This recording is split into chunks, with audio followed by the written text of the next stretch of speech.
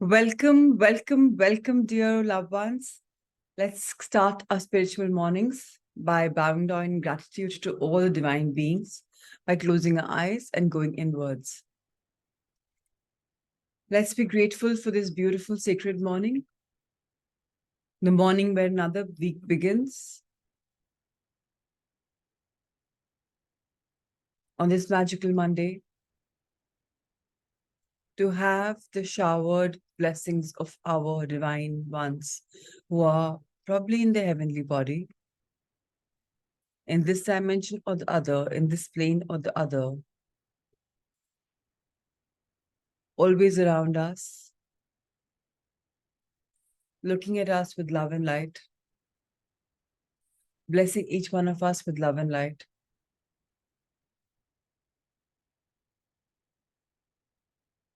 And helping us move inwards.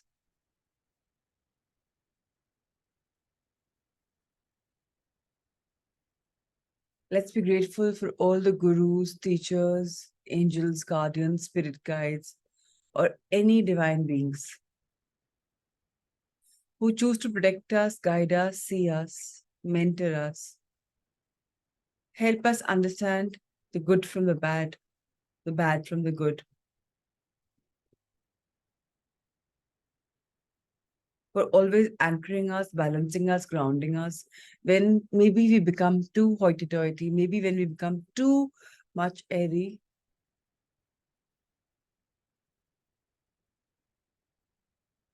and at times help us leap and take the leap of faith when we may be uncertain.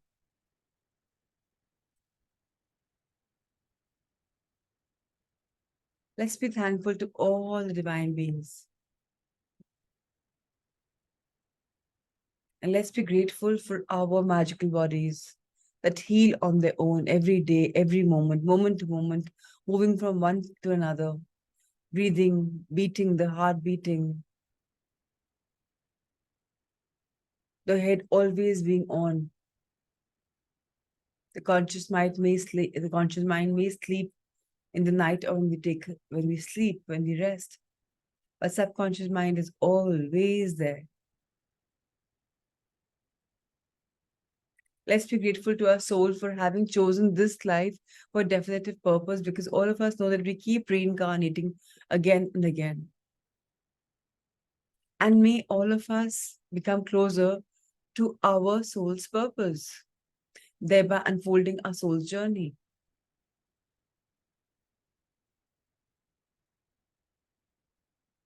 All of us take birth for something definitive. So maybe click on that, find that. Above all, may we all realize that love is real. That's the only element there is in the world.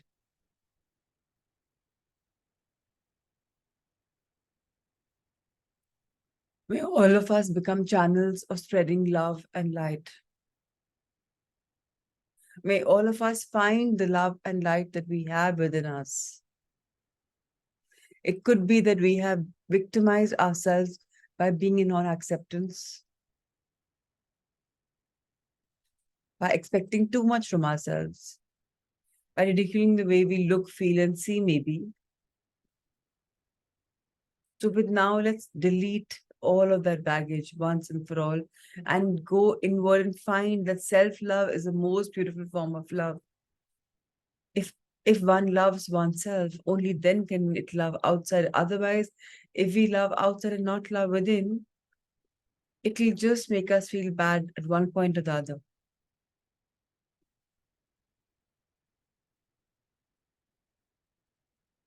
Now, how do we self-love?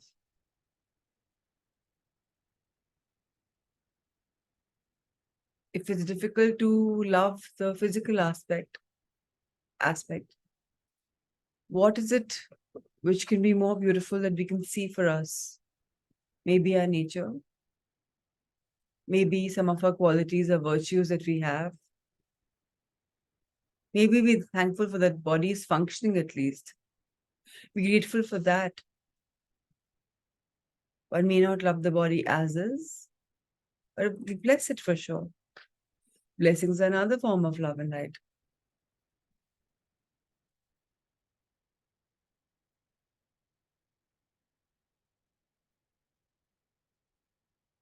Feel the love, feel the blessings.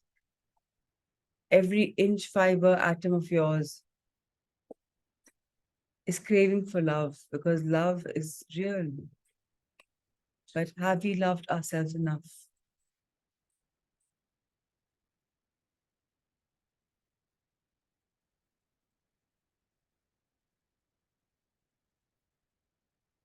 Let it all flow.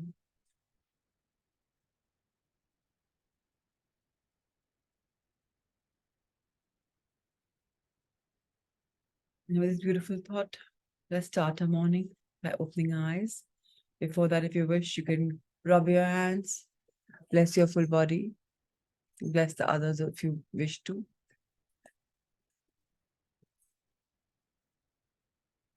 So, welcoming one and all again for this beautiful, soulful morning. And I thank each one of you for allowing me that break for a week. It was extremely important and really great. We had like 340 women from all over the world come down to India for this international conference, and 37 women coming to Delhi for the charter of the club that I brought in India. So hectic 10 days, late nights like crazy, early mornings like crazy, but all is well. Thanks to you. So thank you, everybody. All right. Today's book is called Only Love is Real. Again, by Dr. Brian Weiss. He wrote this, he authored this book in 1996. It talks about the story of soulmates reunited. And it's an absolutely beautiful book. And we start with chapter number 1. Know, therefore, that from the greatest silence I shall return. Forget not that I shall come back to you.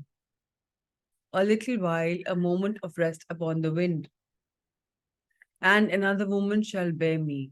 Khalil Gibran. All of us know about this, right? Whether we know or whether we don't, whether we believe or whether we don't, the fact of the matter is that our soul is eternal. The way every morning we change clothes and evening we change clothes, similarly, the soul changes clothes. And this life is just a change of clothes because we have lived eons of times. Our mothers have been different. For all you know, the people that you're living with, each one of them has mothered you in some life. It could be a grandfather, it could be a father, it could be a brother, it could be anybody. We all have played the roles of everybody. We all have risen from a low consciousness to a high consciousness. Say from rock consciousness to plant kingdom consciousness to animal kingdom consciousness and then to human consciousness. And even here, we are elevating our journey by evolving, by learning to stop committing the same mistakes that we have been committing again and again. Because if we don't do that all the time, we will be in a loop of having to redo what is meant to be done until we learn that lesson. Now, when Dr. Weiss talks about there's someone special for each one of us, let me tell you, do not misconstrue this someone to be just your love. We've had sessions in the past when we have figured out that at least 5 soulmates exist. And that soulmate could be anybody, your best friend, your mother, your teacher, anybody. And how to find them out is already a part of that, 1.5 hour session that we done on a Sunday ages ago. But when we also have 5 soulmates, remember that we also have a soul family. We don't meet people just like that. For all you know, all of you and me, we have also been somewhere extended soul family, and we've decided to again come in this life and study and remember what we have forgotten. Hence comes the soulful journeys, the soul mornings. So let's go back to the book and understand what Dr. Weiss is trying to explain to us this August morning. There is someone special for everyone. Often there are 2 or 3 or even 4. They come from different generations. They travel across oceans of time and the depths of heavenly dimensions to be with you again. They come from the other side from heaven. They look different, but your heart knows them. Your heart has held them in arms like yours in the moon filled deserts of Egypt and the ancient plains of Mongolia. You have written yourself together in the armies of forgotten warrior generals, and you have lived together in the sand covered caves of the ancient ones. You're bonded together throughout eternity, and you will never be alone.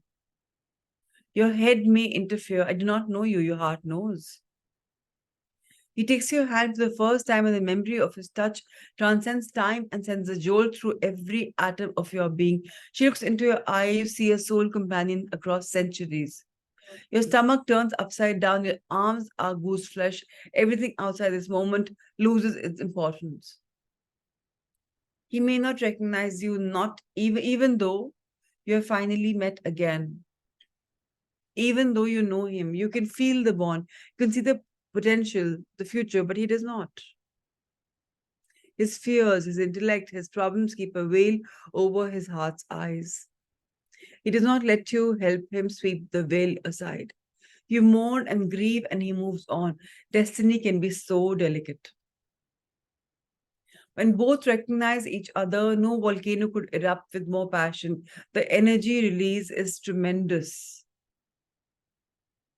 Soul recognition may be immediate, a sudden feeling of familiarity, of knowing the new person at depths for beyond what the conscious mind could know, at depths usually reserved for the most intimate family members, or even deeper than that, intuitively knowing what to say, how they will react, a feeling of safety and a trust far greater than could be earned in only one day of 1 week or 1 month.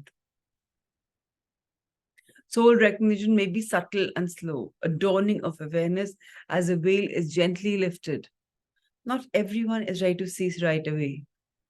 There's a timing at work, and patience may be necessary for the ones who see first. You may be awakened to the presence of your soul companion by a look, a dream, a memory, a feeling. You may be awakened by the touch of his hands or the kiss of her lips, and your soul is jolted back to life. The touch that awakens may be that of your child, of a parent, of a sibling, of a true friend, or it may be your beloved reaching across centuries to kiss you once again and to remind you that you are always together to the end of time. Isn't that absolutely beautiful?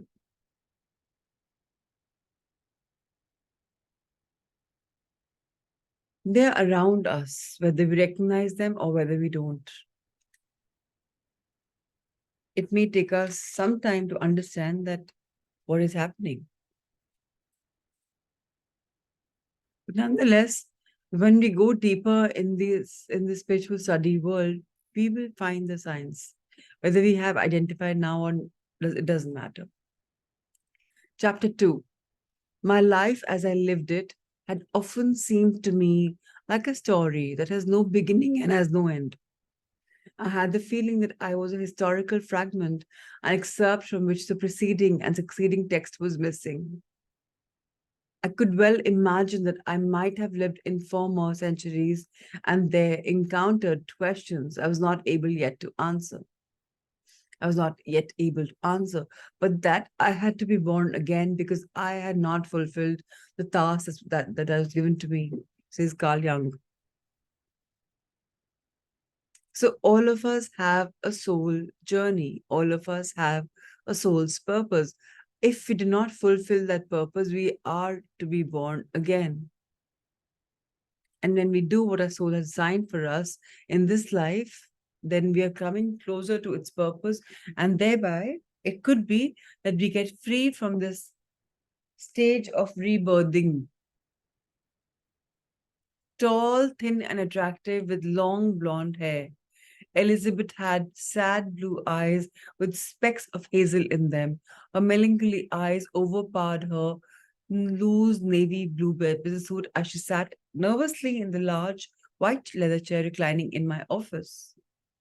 Elizabeth felt compelled to see me, searching for hope After reading many lives, many masters, and identifying with Catherine, the book's heroine, on many levels. I don't know why. I don't know much about why you're here, I commented, breaking the usual impasse at the beginning of therapy.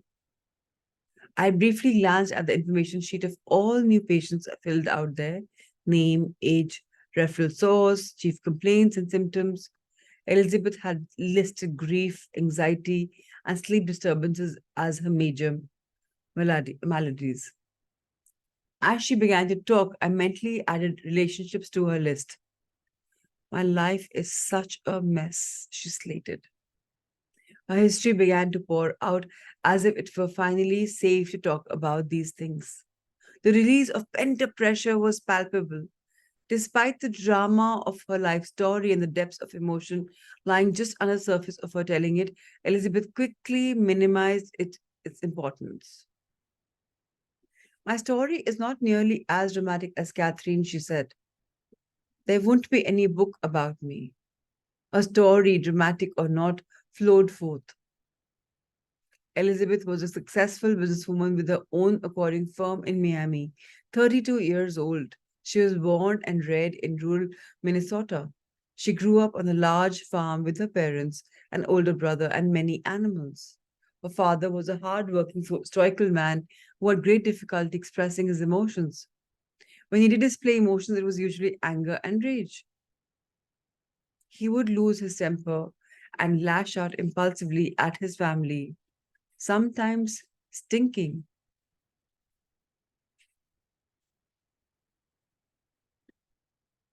sometimes striking her brother. The abuse Elizabeth received was only verbal, but it hurt greatly.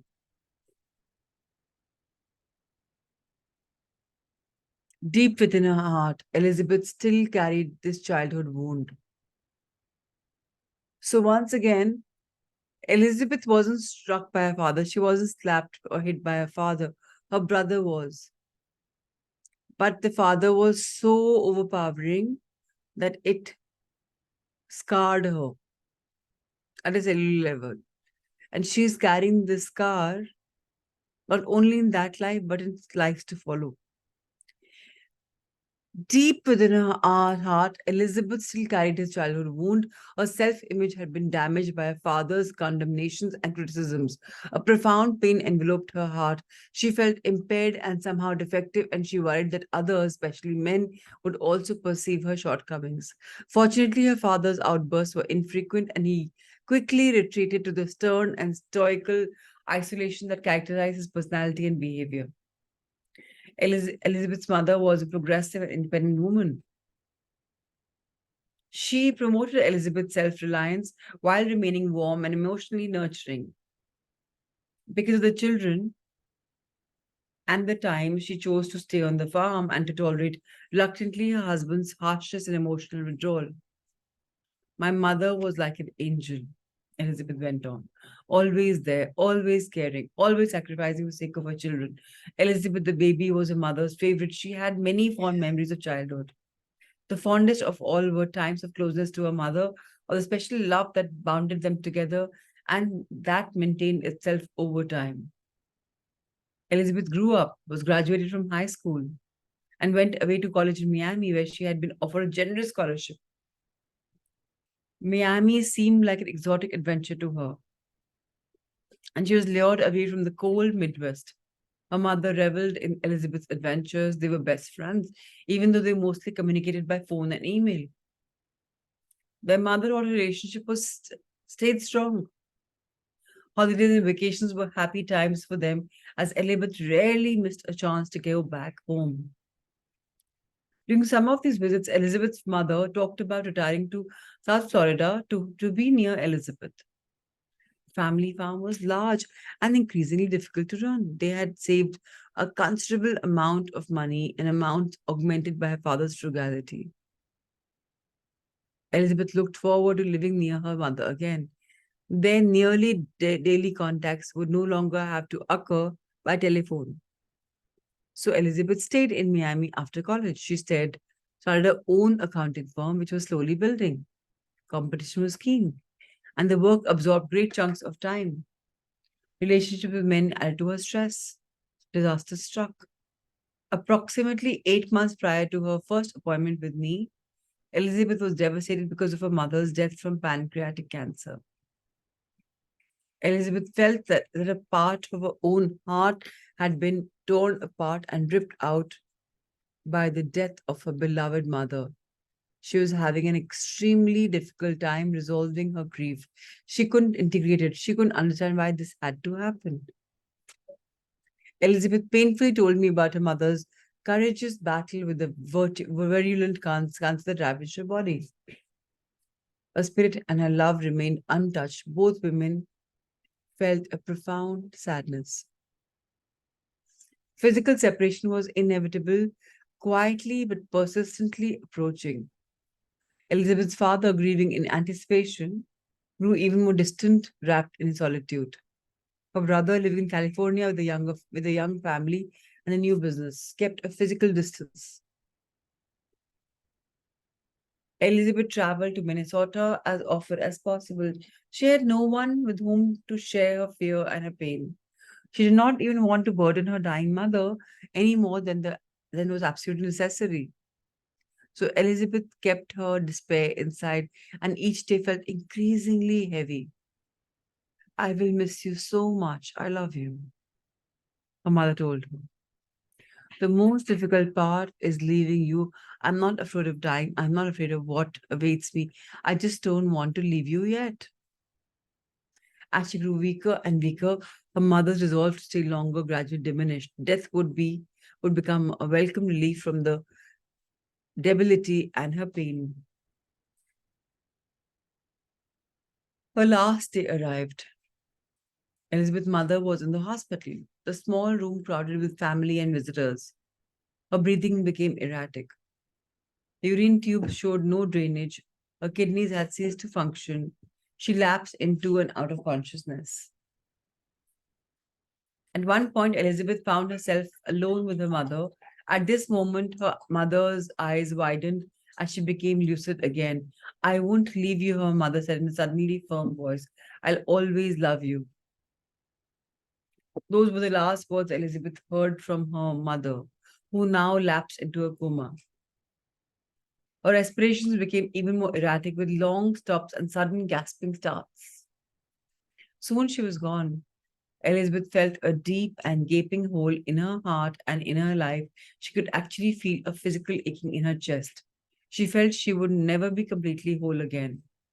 Elizabeth cried for months. Elizabeth missed the frequent phone calls to her mother. She tried calling her father more often, but he remained withdrawn and very little to talk about. He would be off phone within a minute or two. He was not capable of nurturing or comforting her. He was also grieving, and his grief isolated him even more. Her brother in California, with his wife with two young children, were also devastated by his mother's death, but he was busy with his family and career. Her grief began to evolve into a depression with increasingly significant symptoms. Elizabeth was having problems sleeping at night. She had difficulty falling asleep and she would awaken much too early in the morning, unable to fall back to sleep. She lost interest in food and began losing weight. She had a noticeable lack of energy. She lost elimination for relationships and she lost enthusiasm for relationships.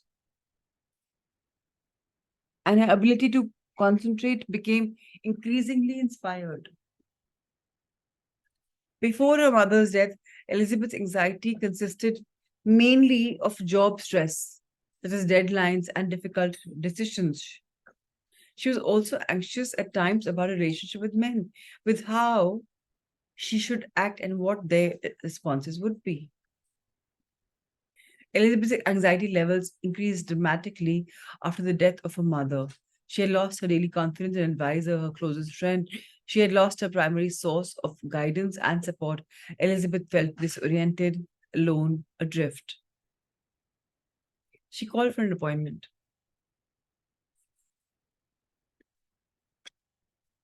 Elizabeth came into my office hoping to find a past life in which she had been together with her mother or to contact her in a mystical experience. In books and lectures, I've talked about people in meditative states having such mystical encounters with loved ones. Elizabeth had read my first book and she seemed aware of the possibility of these experiences. As people open up to the possibility, even the probability of life after the death of the physical body, of the continuation of consciousness after leaving the physical body, they begin to have more of these mystical experiences in dreams and in other altered states of consciousness. Whether these encounters are real or not is difficult to prove, but they are vivid and filled with feeling. Sometimes a person even becomes aware of specific information, facts, or details that were known only to be deceased, only to the deceased. These revelations from spiritual visits are difficult to ascribe solely to imagination. I believe now that such new knowledge is obtained or visits are made not because people wish this is to happen, not because they need it, because this is the way contacts are made. So oftentimes, whether we realize or whether we don't, we are paid visits by our loved divine ones. All of a sudden, you get a feeling, a download, a guidance. And if you graduate to understanding it, you're like, oh yeah, I must follow, I must act upon it. Otherwise, in normal manner, like, you'll shrug it off. क्या है? तो ऐसे ही था. मेरे दिमाग का फतूर होगा. The universal law which says ask and it's given is true. If we do not ask when we are in a problem for a solution, then how will we get a solution? But if we were to think that we are so egoistic and so self-reliant that हम अपने आप सब कुछ कर लेंगे, then we are missing the part of I, me, and am ego versus love. Love is the only cosmic reality. Love is the reason why our atoms and molecules are in our body definitive. Cells die, cells are made. Every day, millions of cells die. Every day, millions of cells are made, but it's all because of love. And just the way a physical body must diminish after a while and a new birth must happen, similarly, that's what happens with everything around. But love remains constant. So if we have problems, if we have things and we want a solution, we must meditate, go as deep as possible. At times, meditate on that question and sleep. It could be the night sleep also. And believe you me, in the night, you will get downloads, you will get messages, you will get visits, and you will get your answer. Just that, do you believe it? Are you ready for it? Only the messages are very simple, especially in dreams. I'm all right. I'm fine. Take care of yourself. I love you. Elizabeth was hoping for some type of meaning, or reunion, or contact with her mother. Her heartache needed some balm to ease the constant pain. More of her history emerged in this first session. Elizabeth had been married for a brief period of time to a local contractor who had two children by a previous marriage. Although she was not passionately in love with the man, but he was a good person, and she thought about this relationship would bring some stability into her life. But passion in a relationship cannot be artificially created. There can be respect, there can be compassion, but the chemistry has to be there from the start. When Elizabeth discovered that her husband was having an extramarital affair with someone who could provide more excitement and passion, she reluctantly left the relationship. She was sad about the breakup and sad to leave the two children, but she did not grieve because of the divorce. The loss of a mother was much more severe. Because of physical beauty, Elizabeth found it easy to meet and date older men after the divorce. But none of these relationships had fire either. Elizabeth began to doubt herself, to try to find where within herself the fault lay, and in her ability to establish a relationship with men. What is wrong with me? She would ask herself, and her self-esteem would dip another notch. The barbed arrows of her father's painful criticisms during her childhood had left wounds on her psyche. The failed relationship with men rubbed salt in her wounds. She began a relationship with a professor at a nearby university, but he would not commit to her because of his own fears, even though there was a strong feeling of tenderness and understanding, and even though the two communicated very well. His ability to commit to a relationship, then to trust his feelings, doomed that relationship to a quiet and unspectacular ending. Some months later, Elizabeth met and began dating a successful banker. She felt more secure, protected in this relationship, even though, once again, the chemistry was limited. He, however, was strongly attracted to Elizabeth and became angry and jealous when she did not reciprocate the kind of energy and enthusiasm expected. He began to drink more and became physically abusive. Elizabeth left this relationship too. She had been quietly despairing of ever meeting a man with whom she could have a real good and intimate relationship. She had thrown herself in her work, enlarging her firm, hiding behind the numbers and calculations and paperwork. A relationship primarily consisted of business contacts. Even though from time to time a man would ask her out, Elizabeth could do something to discourage that interest before it grew into anything serious. Elizabeth was aware that her biological clock was ticking, that she still hoped to meet the perfect man someday, but she had a great deal of confidence. The first therapy session devoted to gathering historical information, formulating a diagnosis and therapeutic approach, and sowing the seeds of trust in a relationship had ended. The ice had been broken. I decided not to use Prozac or other antidepressants at this time. We could aim for a cure, not just the covering over of symptoms. At the next session, 1 week later, we would begin the arduous journey back through time. Quickly, some of you know that I do not resort to medication at all. And I would request you, no matter if doctor has told you that you are depressed or people have told you that you're sick, everything can be healed if emotionally we are healed. And for emotional healing, we must believe in love, feel the love. And if love doesn't come automatically, think of the person whom we love the most and then see what emotions come. Medication is only going to subside that for a while. It will not diminish it. It will not completely finish it off. So be a bit careful when you go for medication, so as to say. Chapter number 3. 3 is the number of creation. We're reading 3 chapters. Beautiful. So long ago, and yet I'm still the same Margaret. It's only our lives that grow old. We are where centuries only count as seconds. And after 1,000 lives, our eyes begin to open, says Eugene O'Neill. Prior to my experience with Catherine, I never heard of past life regression therapy. This was not taught when I was at Yale Medical School, nor anywhere else I was to learn. I can still vividly remember the first time I had instructed Catherine to travel backward in time, hoping to discover childhood trauma that had been repressed or forgotten and that I felt were causing her current symptoms of anxiety and depression. She had already reached a deeply hypnotized state, which I had induced by gently relaxing her with my voice. My concentration was focused on my instructions. During her therapy session the week previously, we had used hypnosis for the first time. Catherine had remembered several childhood traumas with considerable details and emotion. Usually in therapy, when forgotten traumas are remembered with their accompanying emotions, a process called catharsis, patients begin to improve. Catherine's symptoms remained severe, however, and I assume that she had to uncover even more repressed childhood memories, but she could improve. Carefully, I took Catherine back to the age of 2, but she recalled no significant memories. I instructed her firmly and clearly. Go back to the time from which your symptoms arise. I was totally shocked by her response.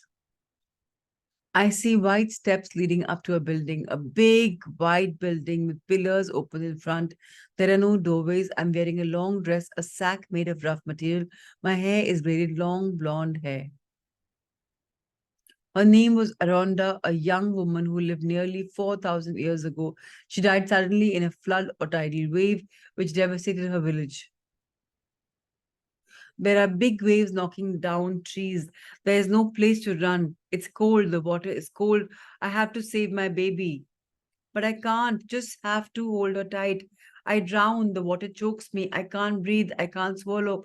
Salty water. My brain is torn out of my baby is torn out of my arms. Catherine had been gasping and having difficulty breathing during the tragic memory. Suddenly, her body relaxed completely, and the breathing became even and better and deep. I see clouds. My baby is with me, and others from my village. I see my brother. She was resting. The lifetime had ended. Although neither she nor I believed in past life, we had both been dramatically introduced to an ancient experience. Incredibly, a lifelong of gagging or choking virtually disappeared after this one session. I knew that imagination or fantasy could not cure such deeply embedded chronic symptoms. Cathartic memory would. Week after week, Catherine remembered more past lives. The symptom disappeared. She was cured without the use of any medications. Together, we had discovered the healing power of regression therapy. Because of my skepticism and rigorous scientific training, I had a difficult time accepting the concept of past lives. Two factors ended my skepticism. One rapid and one highly emotional, the other gradual and intellectual. In one session, Catherine had just remembered death in an ancient lifetime, a death from an epidemic that had swept through the land. Was still in a deep hypnotic trance, aware of floating above a body, being drawn to a beautiful light. She began to speak. They tell me there are many gods, for God is in each one of us. She then began to tell me very private details about the lives and deaths of my father and my infant son. They had both died years previously, far away from Miami. Catherine, a laboratory technician at Mount Sinai Medical Center, knew nothing at all about these. There was no person who could have given her these details. There was no place to look up this information. She was stunningly accurate. I felt shocked and chilled as she related these hidden secret truths. Who, I asked her, who's there? Who tells you these things? The master, she whispered. The master spirits tell me, they tell me I have lived 86 times in physical state. Catherine later described the masters as highly evolved souls, not presently in body, who could speak to me through her, even though I received spectacular and profound information and insights. Catherine, no background in physics or metaphysics. Knowledge of masters transmitted seemed far beyond Catherine's capabilities. She knew about nothing about dimensions, planes, vibrational levels, yet deep in the trance state, she described these complex phenomena. Beyond that, the beauty of her words and thoughts and the philosophical implications of her utterings far transcended her conscious abilities. Catherine had never before talked in such a concise, poetic manner. When I listened to her, as she relayed concepts from the masters, I could sense another higher force struggling with her mind and vocal cords to translate these thoughts into words so that I could understand them. During the course of her struggle of her remaining therapy sessions, Catherine relayed many more messages from the masters. Beautiful messages about life and death, about spiritual dimensions and the purpose of our lives on earth. My awakening had begun, my skepticisms were eroding. I remember thinking, since she's correct about my father and my son, I could also be correct about past lives and reincarnation, about the immortality of the soul. I believe so. The masters always spoke about past lives. We choose when we will come into a physical state, and we will leave. We know when we have accomplished what we were sent down here to accomplish. We know when the time is up, and you will accept your death, for you know that you can get nothing more out of this lifetime. When you have time, when you have had the time to rest and to re energize your soul, you are allowed to choose your re entry back into the physical state. These people who hesitate, who are not sure of their return here, they might lose the chance that was given to them, a chance to fulfill what they must see, they must have in their skeptical state. Human life में आते हैं ना, तो जब हम वो नहीं करते जो वो सोल्स की जर्नी एक्सपेक्ट करती है, तो अब battery, sole battery gets discharged, सारी की सारी power gets sucked out by life that's unfolding, because we are not doing things that we love. We are not loving ourselves enough. And that's when death becomes imperative. And in death, our so-called soul battery gets recharged.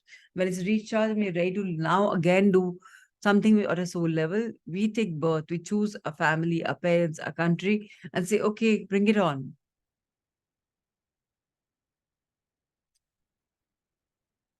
Since my experience with Catherine, I have regressed more than 1,000 individual patients to their past lives. Very, very few of them could reach the level of the masters.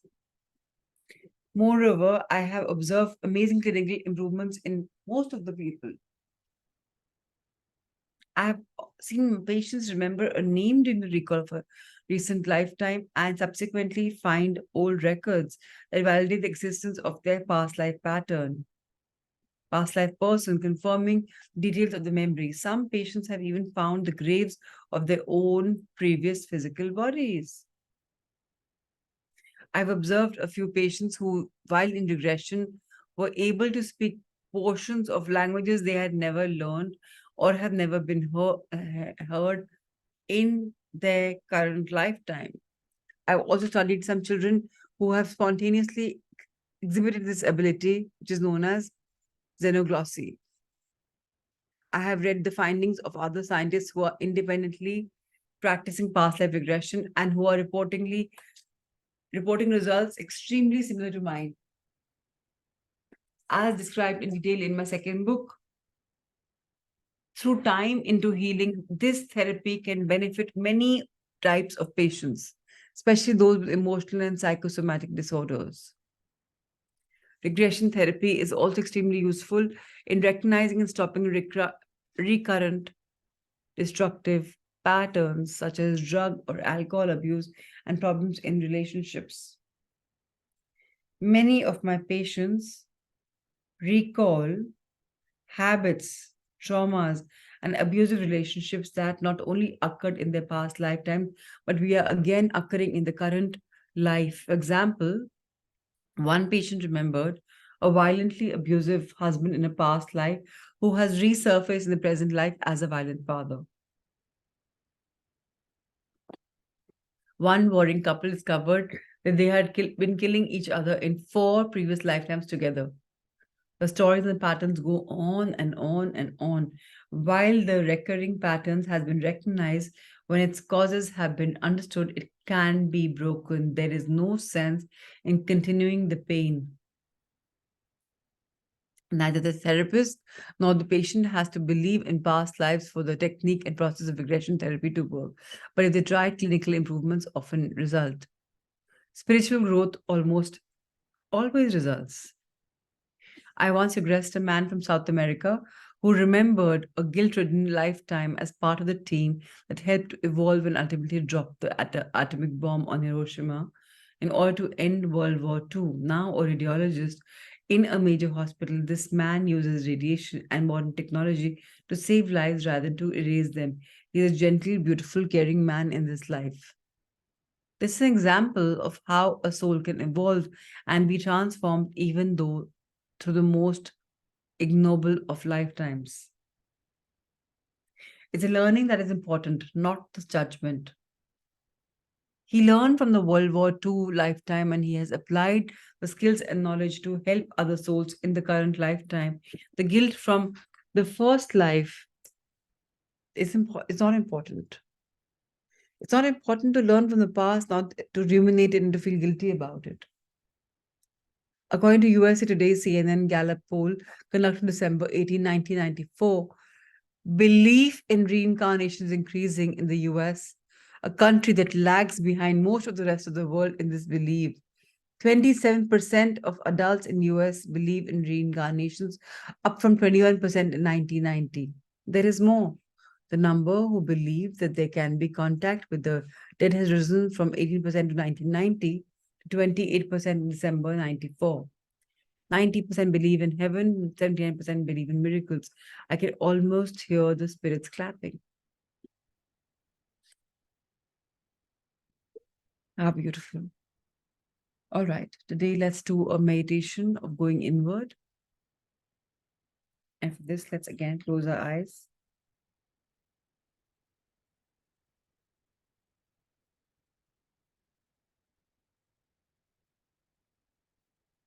A couple of minutes by concentrating on your breathing. You may decide to do conscious box breathing by counting your breath, by taking it in, counting to 8 maybe, 5 maybe, holding for 5, exhaling for 5, again holding outside before inhaling. Or you may just see your breath rise and fall, exhale and inhale. Always be careful of your back being straight while you're doing this specific breathing. Take a few minutes and align with yourself by breathing. Breath in, breath out. Any thoughts come, don't expand them, just go back to your breath. Maybe if you want to overpower the thought that's come in, maybe say it out loud, inhale and exhale. Your effort will be to be effortlessly breathing with awareness.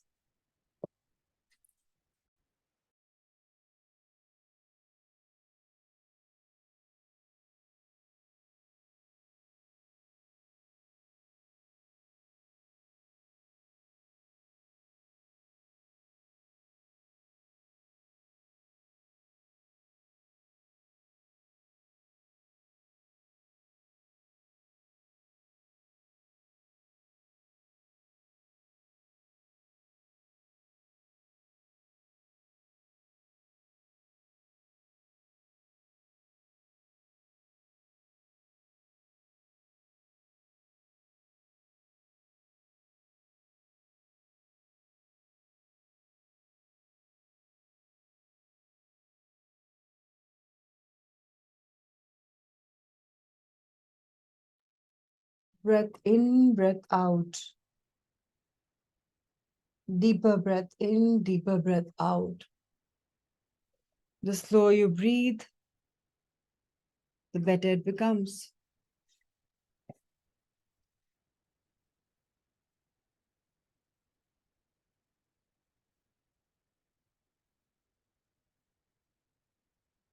And now, affirm to yourself, I believe in the process of love. I believe I'm capable of loving and approving of myself. I believe I trust life and I am safe. I believe that I'm willing to forgive myself first for the acceptance that is missing, for the expectation that is rising,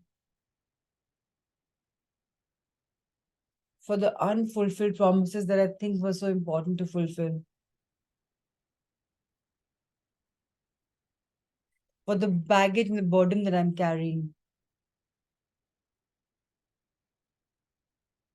I believe I'm willing to change. This was a pattern that I was stuck in, and now I'm ready to break this loop of finally becoming free. So I believe I'm ready to get free. I know that love is everywhere. I've heard of it and I believe it. I know that I am loving. I know that I am lovable. And I know if I want, I am loved. It all starts from me.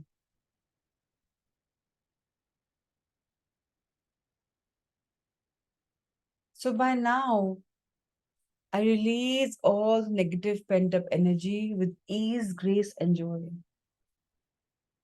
And see this energy leaving your body through your feet. All the excess baggage that you're carrying, which your heart is heavy with. Why do I believe that everything wrong happens to me? If you have that thought, deliver this thought to Mother Earth, never to be found again. Or why does this excessive body weight find me again? I do so much of hard work, but why don't I lose weight? Deliver this thought to Mother Earth because this is not a beautiful, growing thought. This is lack of love. Poverty thinking. Deliver any thought which is detrimental to your soul's growth and your growth into Mother Earth. Take 2 minutes and think of whatever is weighing you down. And one by one, keep casting it. Remember, in winters, we layer our bodies up with clothes and clothes and clothes. When summers come, the same clothes start to pinch us. So if these thoughts are nagging and pinching you, it's time to discard them, like those layers of clothes that you take off after winter coming into summer. Similarly, after this heavy baggage that you're carrying, you drop all of these into the ocean, into Mother Earth, into fire, whatever you right now resonate with. See them churning, burning, and melting. See them helping you with ease, grace, and joy. Just drop them once and for all, never to be found again.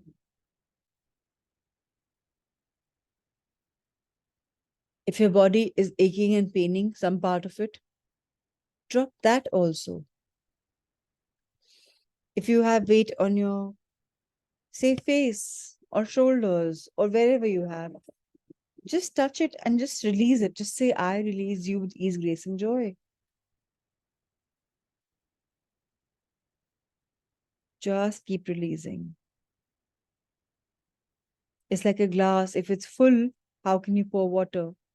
So if you're full of remorse, regret, what could have been, what should have been, then forgive yourself for expecting so much from you that you do not know about the divine cosmic sense. That you said that I trust the process of universe, but actually you had doubt. Drop that doubt also. Drop anything that comes to your mind. Whatever weighs your soul's energy down, your body energy down, whatever is energy vampire, just drop those people, those places, those things. If there's some episode which is nagging your memory, drop that. Take 2 minutes for this.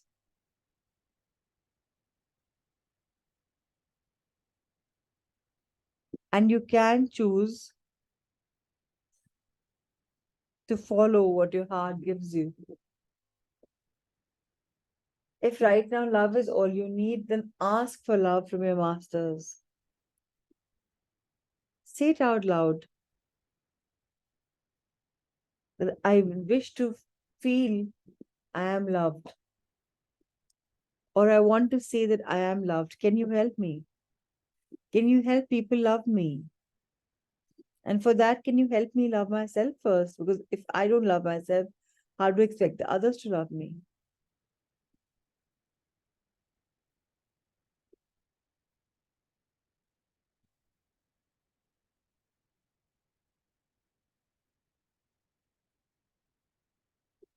Drop, drop, and drop.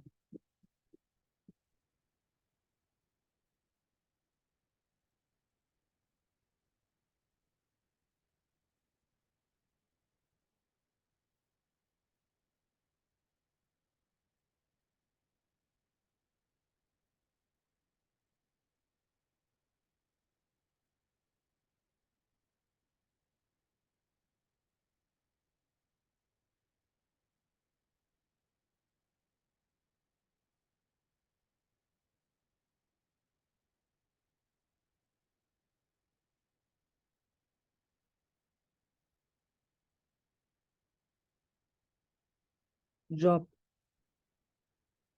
This is a moment of catharsis. Just drop.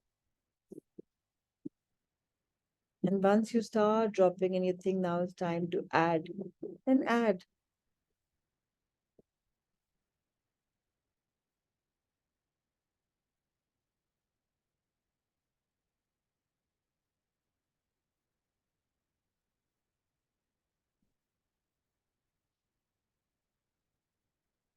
And this is therapeutic. This is healing at a very deep cellular level.